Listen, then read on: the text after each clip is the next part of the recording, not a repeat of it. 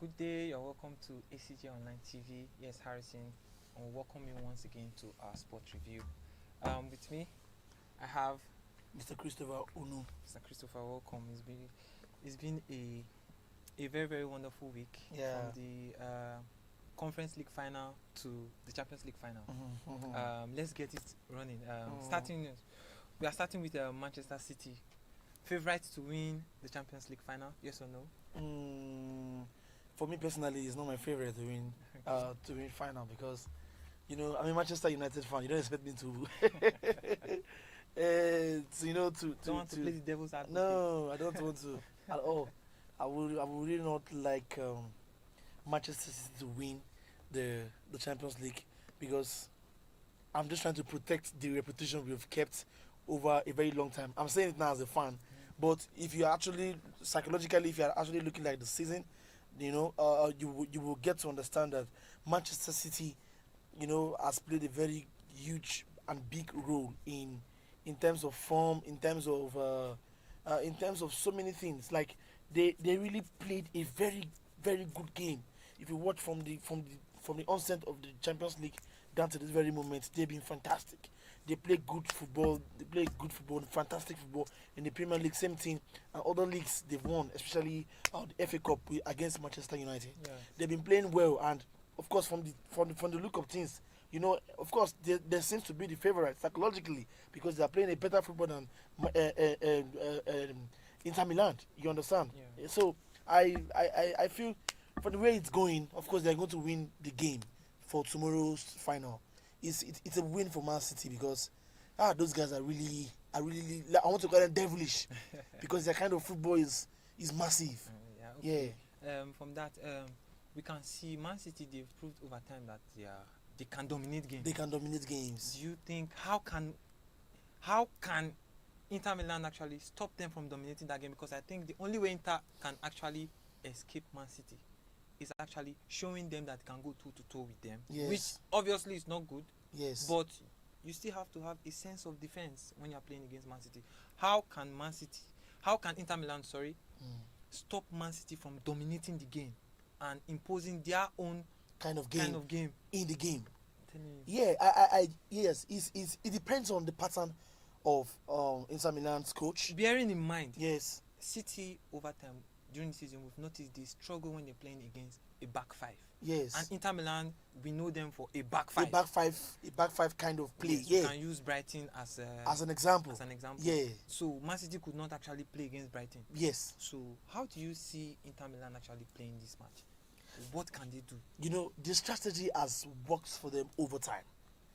You understand? Yeah. It has worked for them over time. Playing the back five, and then you are having three midfielders Yeah. and then two attackers. Yeah.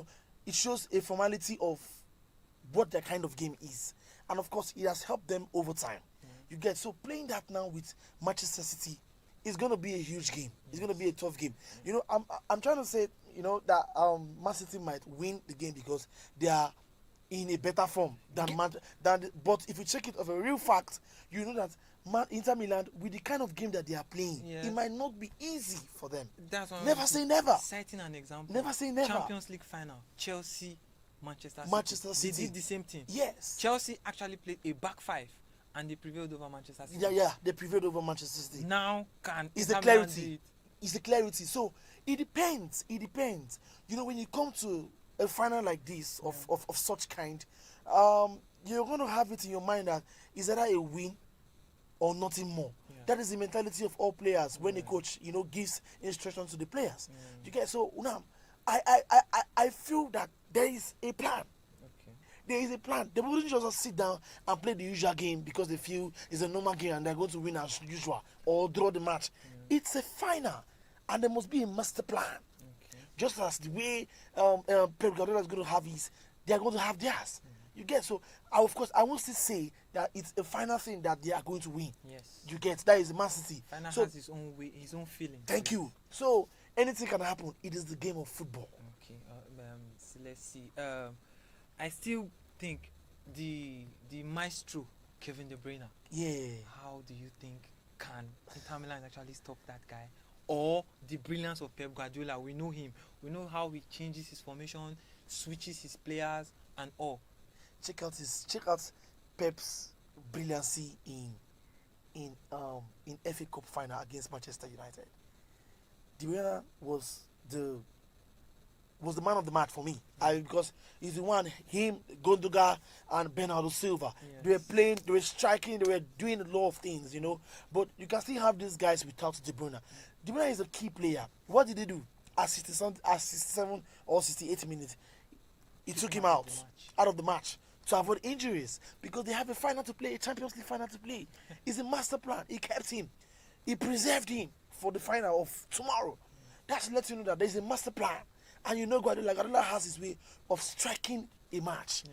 This is his final. This is his first final. I mean, this is his second final. He's final. going as a Man City coach. You understand? Now, this is his second final, and he wouldn't want to lose it for anything. And I believe that man is a very smart man. You know, he thinks a lot. Yes. And of course, it's affecting sometimes. And I know that there's a master plan for what he is going to do, whatever he's going to do. You know, he has put it in the head of the players, and they are all. And one of the beauty about Man City that I liked is the fact that Pep Guardiola, whatever he tells the players, they listen to what he says. You understand? And they adhere to it, and they go through it, and of course, what he says actually works. And these are the things that have helped them over time in this season. So, yes, that's why they call him the Pep. You get, they call him the you know, he's really sensitive and so smart. Yes, you get. yes, So okay. I believe that they might win. They might win the match. Okay. Because they have the better chance of winning Inter Milan, except Inter Milan wants to prove us otherwise. You think there will be an upset? There might be. That's why they say they call it. It's the game of football. Yeah. There might be an upset. There's a fluke. There's always a fluke according to snooker. There is a fluke. There can be a fluke. Anything can happen. You might end up seeing the match getting a draw, and then we'll go struggle over and over again. We get to the penalty, and luckily they might win. It's possible. It depends on the game plan. Exactly. It's also a luck game, just like the final we have against what's it called, Argentina and France. You get from the game first half, you should know that yes, Argentina has won the game because the midfield was open. But second half, what happened? The game turned around. It switched all of a sudden. That is how the game of football is. Nobody is a preferred, or nobody is the best person in any final. Anybody can win any match. Okay. You get so.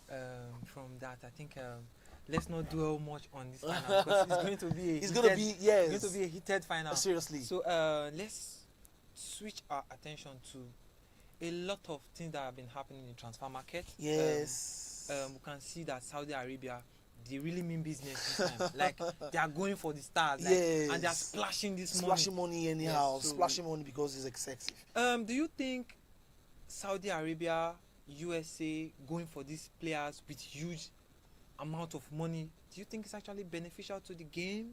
It is actually not beneficial to the game. It has a negative effect. The thing is, you know, there's a way players are being rated. You rate players by their quality before buying them. You get, so there's particular amounts of money that you use in buying players. Okay. You just don't buy players because you want them in your league. You buy players because they actually worth it, and this is the amount of money they should be bought. Let me ask you a question. Do you understand? With that point, yes. Let me throw in something. These players, we know that they are top players. Yes. And they are actually coming to exactly, the end of their careers. Exactly. Yeah. Example, Karim Benzema, Al Ittihad, yes. N'Golo Kante, yes. We know of Ronaldo, yes. and the big one and now, yes. Lionel Messi going to MLS. Yes. The contract, the money that they are going to get seriously, from this deal.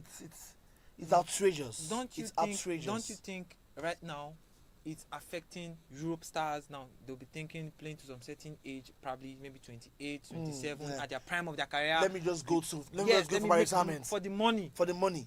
You know, so that I will end well. Yes. Thank you. So is it a good thing? It's not a good thing at all. It is not a good thing. I don't see that as a good thing, because if you really have a passion, you know, for what you do, the money is supposed to be secondary. It's supposed to be secondary.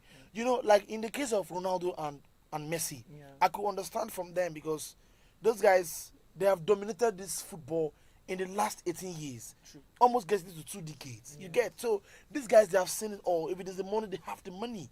You get, I could excuse them for it, because no any top team who is actually looking for Champions League. Yeah. You know, Mm. for trying to be at the top, looking for players of that age. Yeah. You get, so of course they will only attract clubs in these countries, but not in Europe. Don't you think? Okay. You get, you but think for it's- others that are is- going there, is it not to improve the signings? Actually, is I'm- to improve their league. I'll get there. I'll get there. I'll Okay. get to that point. But I'm talking about but for the part of the likes of Karim Benzema, the likes of Sergio Busquets, and N'Golo Kante and the host of Jordi others. Alba. Yeah, Jordi Alba. Thank you. Now these guys, you know, for me, when you are being called, it's a call that you cannot resist. Yeah. You can't say no to it. Yeah. You get, so now you want to go there so that you can be able to end well and just end football well like that, you know, and in all of that. So Yeah. I feel that it is a negative effect on the part of transfers because clubs who want to buy players, especially big Can't players, afford them. can't afford them. Before you know, you will start seeing clubs in Europe Yes. putting same amount of money On than players that don't have that kind of quality. you get. These are the problem. Now look at. Let me give you an instance. Victor Osimhen in Napoli. Now he finished well. He's a good striker. Now he's up in the market. Clubs wants to buy him. Now look at the atrocious money that was being placed on him. 150 million. Damn, 100 million, 150 million. And I was hearing I was hearing, I think yesterday when we were talking about increasing the fee to 165. You get,